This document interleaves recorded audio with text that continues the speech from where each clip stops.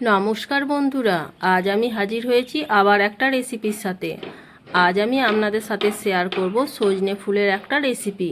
এই সজনে ফুল খুবই উপকারী একটা ফুল। এই সিজন চেঞ্জের সময় বাচ্চা থেকে বড় সবার এই ফুলটা খাওয়া খুবই দরকার।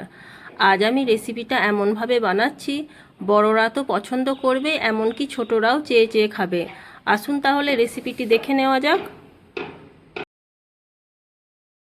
আমি ওভেনে একটা কড়াই বসিয়ে দিলাম, এর মধ্যে হাফ চামচ সরিষার তেল দিয়ে দিলাম।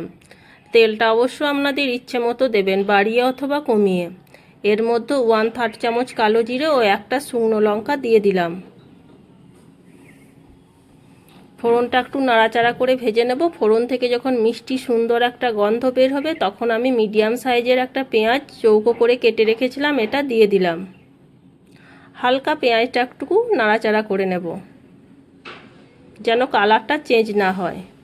এবার একটা মিডিয়াম সাইজে আলু চৌকো করে কেটে রেখেছিলাম, এটা দিয়ে দিলাম। 2 থেকে আড়াই মিনিট মতো আলুটা ভেজে নেব। পেঁয়াজটাও আলুর সাথে ভাজা হয়ে যাবে, তাই আমি পেঁয়াজটা আগে ভালোভাবে ভাজিনি।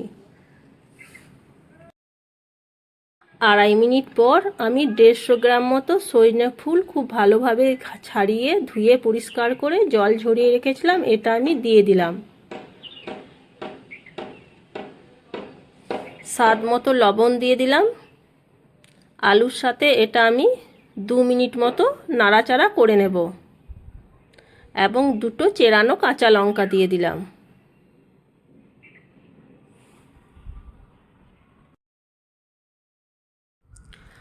আড়াই মিনিট মতো নাড়াচাড়া করার পর কিছুটা পরিমাণ গরম জল আমি এর মধ্যে দিয়ে দিলাম।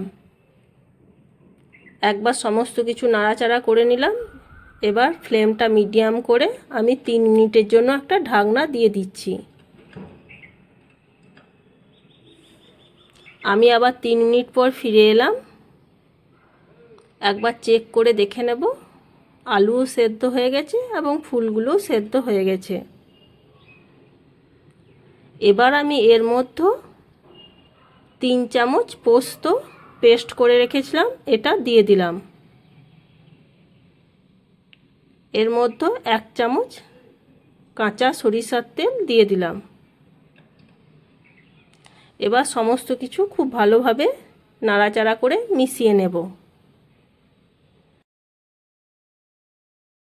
বাঙালিরা হচ্ছে পোস্ত প্রিয় মানুষ, পোস্ত খেতে সবাই ভালোবাসে, তাই আমি আজ সজনে ফুলের পোস্ত বাড়িতে রান্না করেছি এবং আপনাদের সাথে এটা শেয়ার করলাম।